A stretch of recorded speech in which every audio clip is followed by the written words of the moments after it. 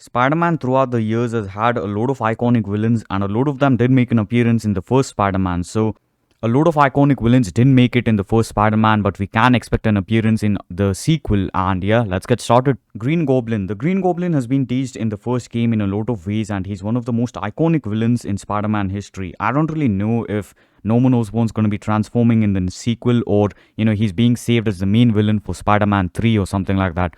Don't really know if the whole Spider-Man series is going to be a trilogy, and we may as well expect it. I mean, I would love to see the Green Goblin fight with Spider-Man in part 2 itself, but if it's being saved for part 3, it's good as well. Mysterio. We already know that Spider-Man has gone up against Mysterio in the past. We can be seeing him again, maybe joining the other villains in Spider-Man 2 as like a revenge sort of arc against Spider-Man, and it would be really cool to see how a boss fight against Mysterio would be executed. And Insomniac Games is really good, man, so we can expect it, and I don't know, only the game will answer basically. Sandman. Sandman, just as Mysterio in the past, has fought Spider-Man, and it is confirmed by this line. Still not sure if opening this would set the Sandman free, but I'm in no hurry to find out.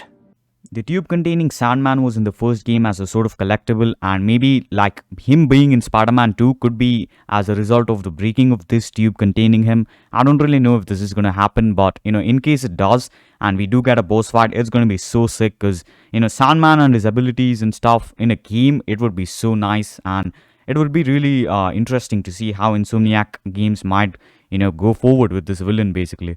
The Lizard. Kurt Connors, just like Sandman, has gone up against Spider-Man in the past, and he has been shown in both Spider-Man 2018 and Spider-Man Miles Morales, and he was a sort of collectible in the first game, and in Miles Morales he's actually made an appearance. So I don't really know if this is like sort of a setting up for the Lizard to appear in Spider-Man 2. We may as well expect it, but just the game is going to answer obviously. With this vial of the Lizard's blood, I was able to mix up a cure and turn him back into Dr. Connors. Too bad it didn't last.